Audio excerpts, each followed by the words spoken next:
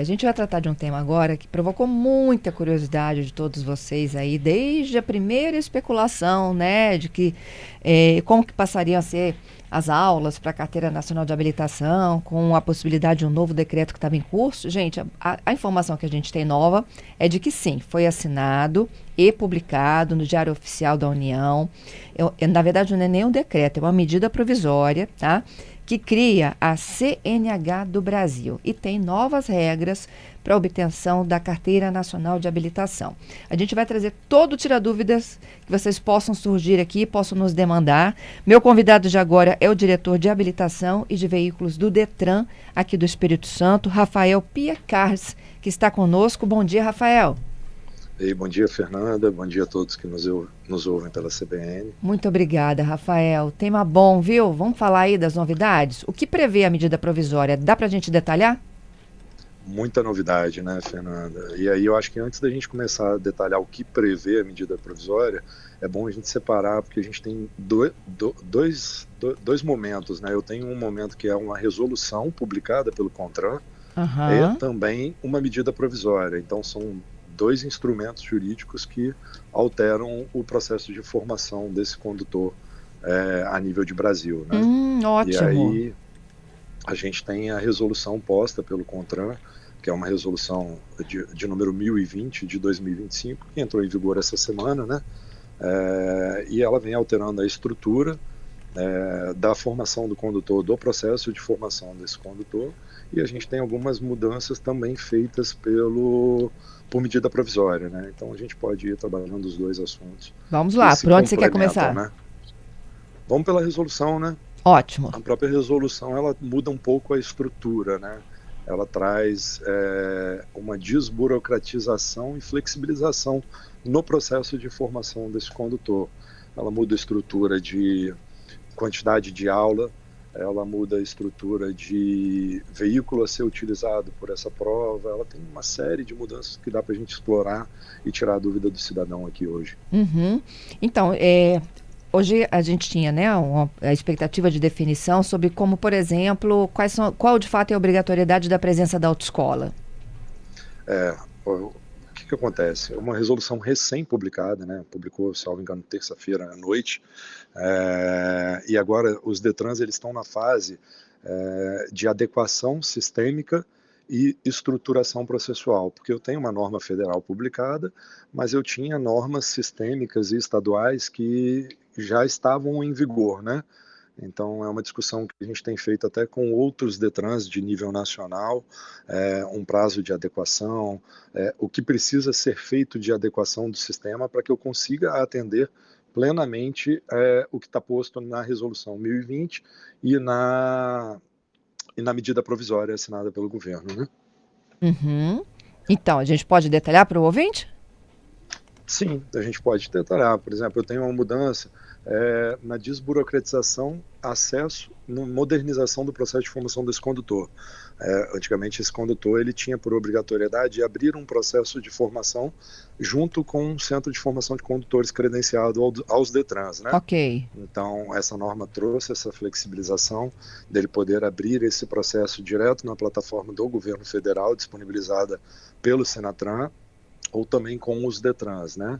E aí, se a gente for ponto a ponto, hoje eu também preciso fazer uma adequação sistêmica para o meu sistema, para eu atender plenamente o que está posto nessa resolução e nessa exigência, porque o meu sistema ele estava desenhado para o cidadão abrir o processo de formação, processo de primeira habilitação dele, junto a um centro de formação de condutores, né? Então a gente também já está estudando a viabilidade técnica e o tempo de adequação para a gente conseguir atender plenamente a resolução nesse critério. Tá, deixa eu Então, entender aqui. inicialmente eu tenho E a quando eu entrava mudança no na site do abertura, Detran, eu tinha que obrigatoriamente escolher a autoescola mais próxima, não era isso, de casa? escolher um centro de formação de condutor que melhor atendesse geograficamente ali para eu poder fazer a matrícula e iniciar esse processo de formação. Tá. E o que mudou agora? Agora, a flexibilização disso. Ele pode abrir esse processo de formação direto na plataforma do governo federal ou direto com os Detrans, sem Tá. a necessidade de procurar um centro de formação de condutores para fazer a abertura desse processo de início do processo de obtenção da CNH, né? Uhum. É direto no site do Ministério dos Transportes ou nos Da Detrans? Secretaria Nacional de Trânsito, isso. Aham.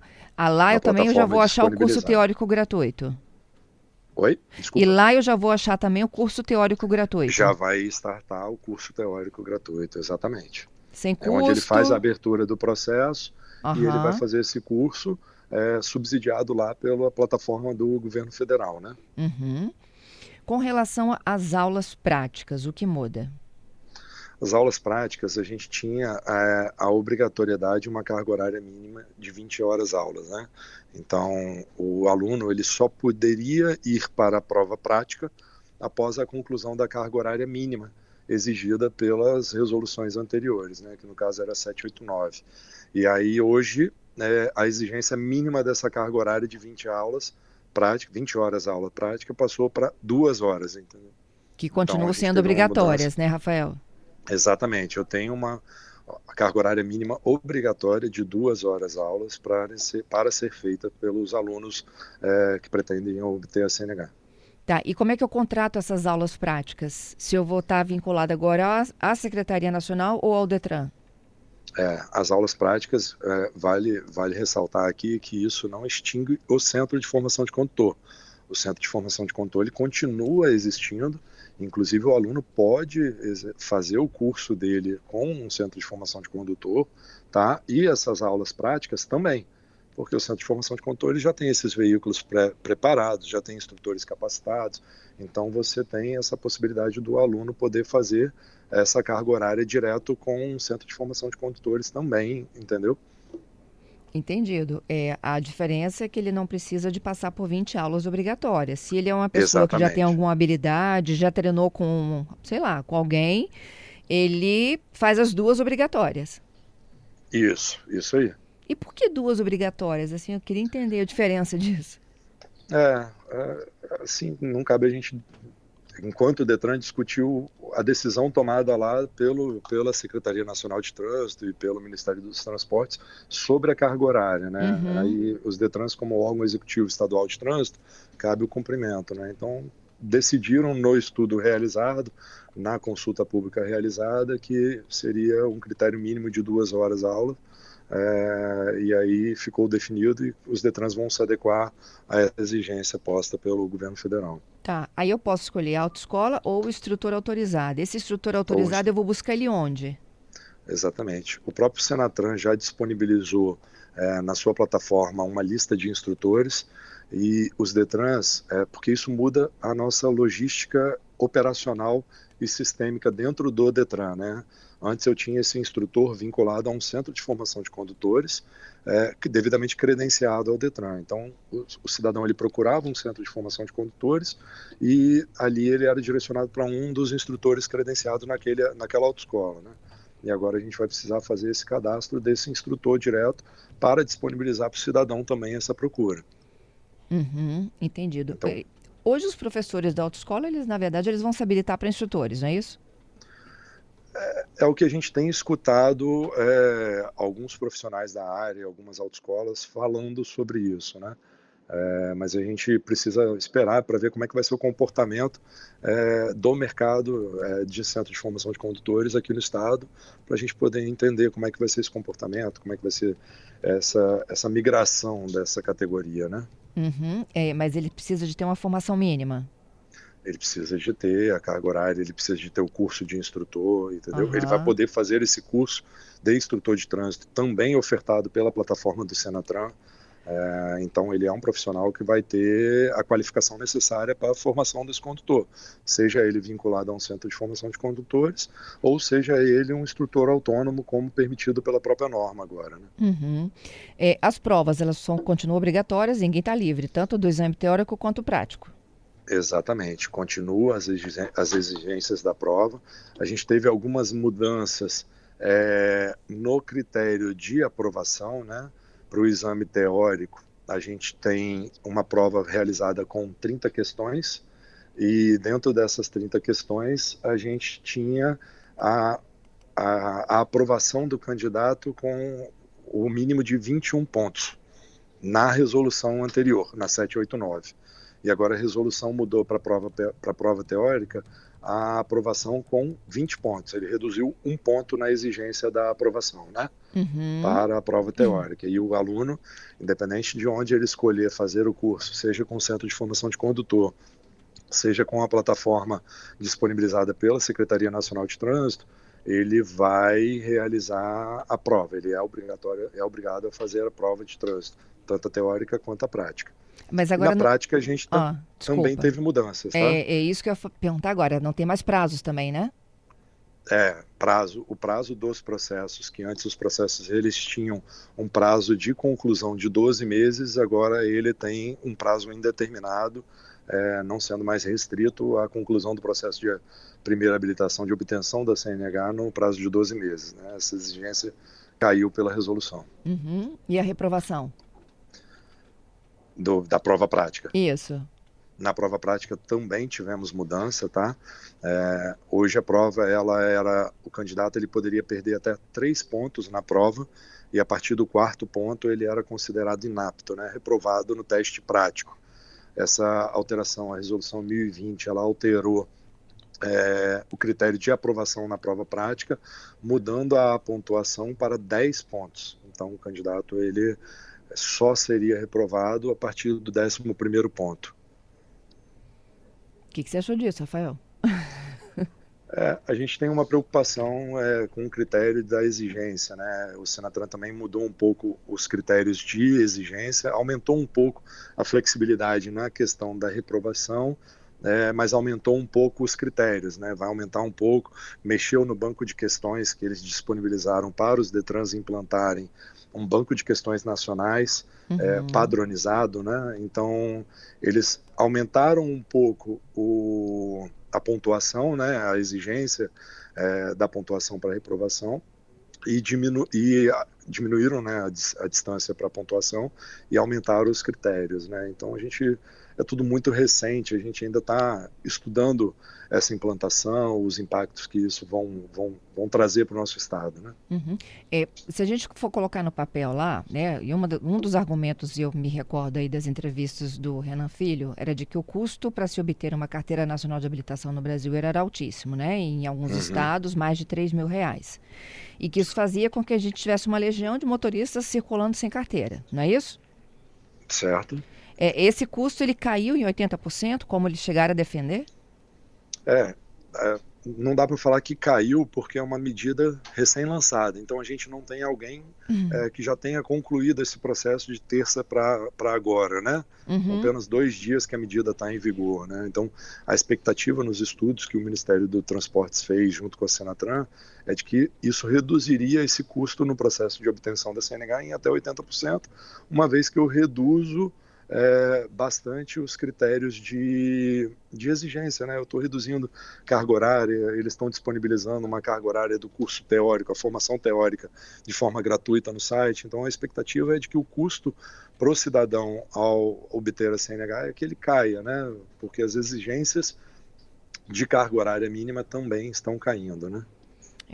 A possibilidade de você usar o próprio veículo para as aulas práticas.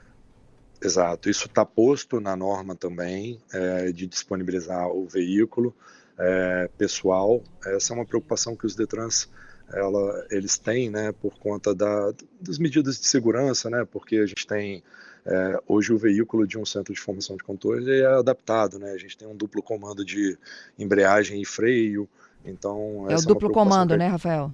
Exato, eu tenho esse duplo comando nos carros de aprendizagem hoje, né? Então essa é uma preocupação nossa, a gente precisa medir como é que vai ser isso, estudar como é que vai ser a operacionalização disso. Os Detrans externalizaram essa preocupação à Secretaria Nacional de Trânsito, quando eles começaram a pôr essa norma em discussão nacional, em consulta pública, né? Porque isso atinge diretamente a segurança viária, né? No ato da formação desse condutor, no ato da prova, né? Dele estar ali com acompanhamento e o pedal, é um controle a mais que tanto o instrutor quanto o examinador, quando na prova, ele tem para poder controlar aquele veículo, né? Então, mas a norma está posta, ela permite a utilização de um veículo particular, os Detrans vão ter que se adequar a essa exigência, né? e a gente está nessa fase de estudo de como que a gente faz isso de maneira segura, que não impacte do ponto de vista de segurança na formação desse condutor, né? Uhum. Olha só, esse novo modelo, o CNH do Brasil, ele substitui aquele app antigo, que é o carteira digital. Isso. Já é para Ele substituir? A gente exclui o outro e abre. na verdade, o que a Secretaria Nacional de Trânsito fez? Eles pegaram aquele aplicativo do CDT e mudaram o nome dele para CNH do Brasil. É o mesmo aplicativo. Quem já tem um aplicativo instalado, se fizer a atualização, vai ver que ele já atualizou o nome, né? Então, o aplicativo é o mesmo, eles mudaram só o nome e incluíram mais serviços lá dentro do aplicativo, que aí envolve os serviços disponibilizados pela resolução, que é o novo processo de formação desse condutor, né? Tá, Mas o aplicativo é o mesmo. E a tal da renovação gratuita para o bom condutor? Pois é, esse Isso é bom, veio, hein? esse é uma medida assim que a gente entende ela como positiva, porque eu incentivo o condutor ele não ter infração, né? Eu incentivo a boa condução, eu incentivo o bom relacionamento daquele condutor, né, no trânsito. Ela veio por medida provisória, essa mudança ela não está na resolução, ela está posta na medida provisória aprovada, já está em vigor, e agora a gente está nessa fase semelhante ao que a gente precisa de adequar na resolução. Eu também tenho que adequar o meu sistema aqui no estado do Espírito Santo, e assim como os outros DETRANs, né, Ah, para a gente conseguir fazer, porque hoje o meu sistema está parametrizado para a renovação do condutor, eu ter um processo aberto por uma clínica, eu ter a coleta biométrica a ser realizada, eu tenho o exame médico a ser realizado, e após isso eu tenho de fato a renovação da CNH, né?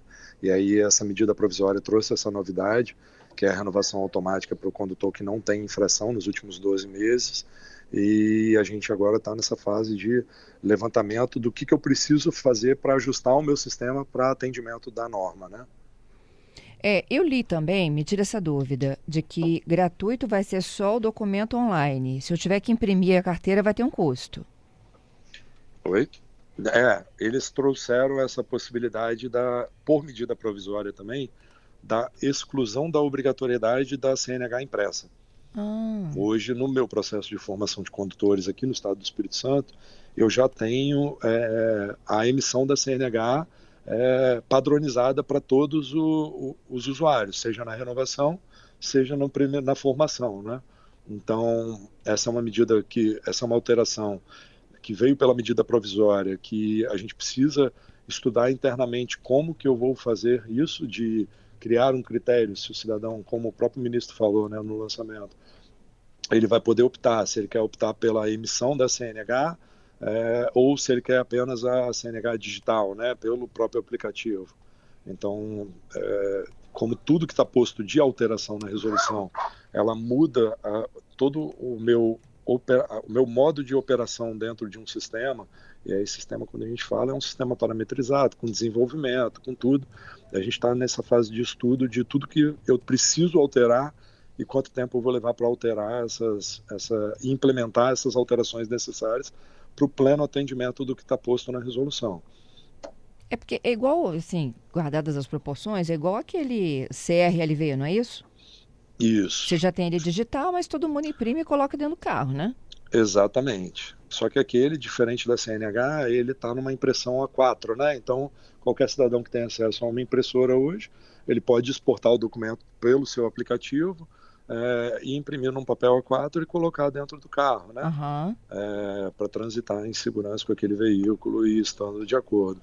A CNH, eu tenho a diferença porque ela é impressa em papel moeda. Então, Uhum. eu tenho uma cédula feita em papel moeda, com antifraude, com critérios antifraude, né? Então, isso muda um pouco também, né? Ele não pode simplesmente exportar e imprimir ela num aplicativo, numa folha A4, né? Numa impressora na sua casa.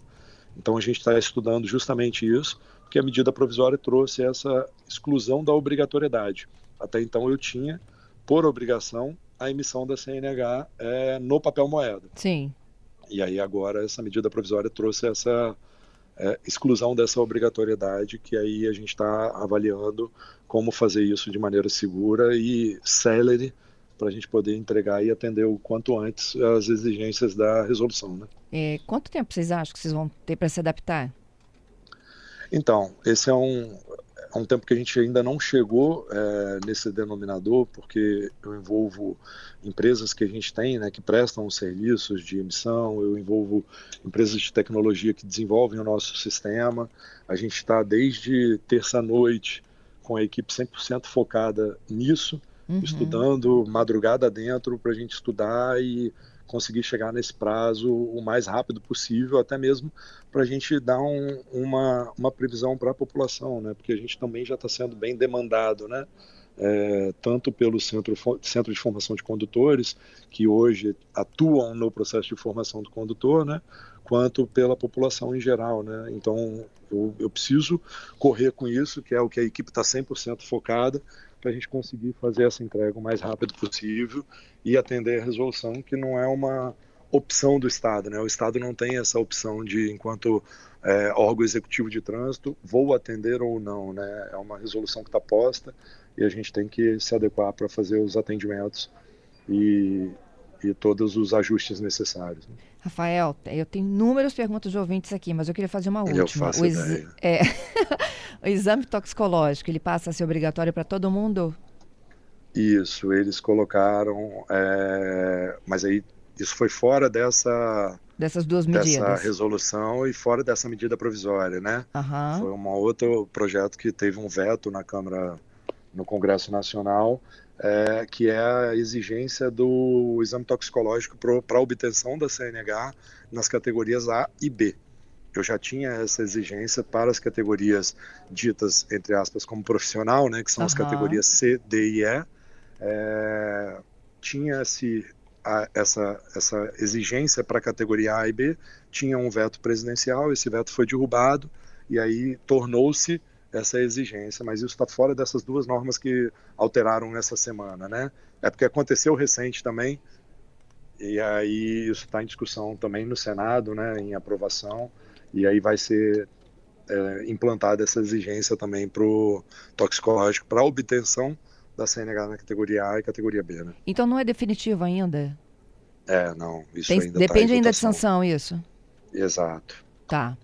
Vamos às perguntas? Patrícia está aqui conversando com os ouvintes. Nossa, tem cada uma aqui. Vamos Tem. lá, Rafael. Os nossos canais de comunicação aqui também estão extremamente demandados e as nossas agências também, né? Mas vamos lá, vamos esclarecer na medida do possível as dúvidas dos ouvintes. Rafael, bom dia. Olha, Bom dia. tem pergunta de todos os assuntos, tá, possíveis. O Marcelo está perguntando, quem precisa fazer a reciclagem em razão da suspensão de uma CNH, muda alguma coisa? Então, isso também está dentro a gente não tem uma resposta conclusiva para isso está dentro do nosso processo de estudo aqui geral, né? Porque hoje o meu sistema ele está parametrizado para esse condutor que está com a CNH bloqueada dele por uma suspensão ou qualquer outro tipo de penalidade, ele precisa fazer esse curso de reciclagem, lançar essa informação no sistema, entendeu? A resolução trouxe essa possibilidade, mas o próprio Senatran colocou que isso vai ser um normativo complementar que eles ainda vão lançar.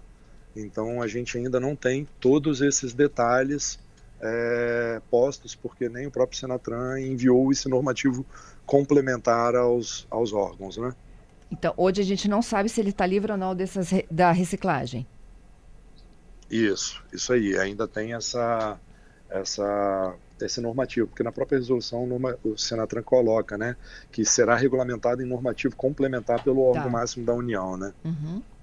Sobre a possibilidade de usar o próprio veículo na prova prática, o Gilson está perguntando se é só chegar com o carro, você tem que avisar que vai usar esse carro, como é que funciona?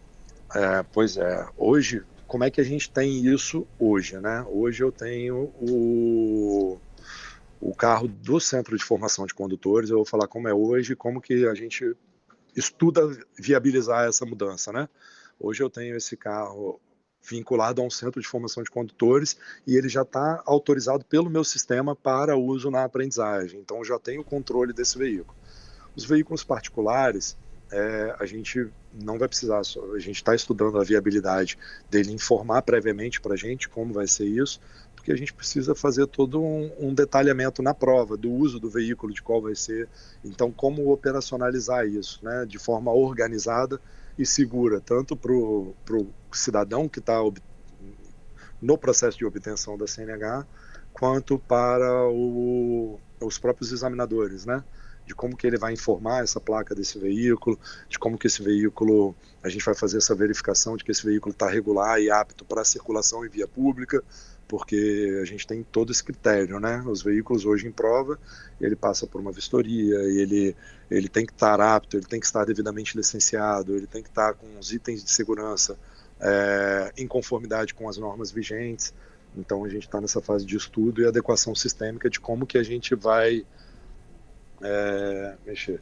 Tá, de como que a gente vai adequar isso, né? Eu fiquei até numa dúvida, tá? Ajudando o ouvinte aqui e eu também ajudando da pergunta anterior. A gente falou de que o carro próprio ele pode ser utilizado para as aulas práticas. Para prova prática também? É isso? A própria resolução também permite o uso para prova. Isso. Então, é isso que a gente precisa ajustar de como que eu vou fazer, né? De como que o Estado vai receber essa informação para a gente fazer da prova um momento seguro para o candidato, para o instrutor, se ele for acompanhado do instrutor, e principalmente para os examinadores, que são servidores que vão atuar no processo de avaliação desse candidato.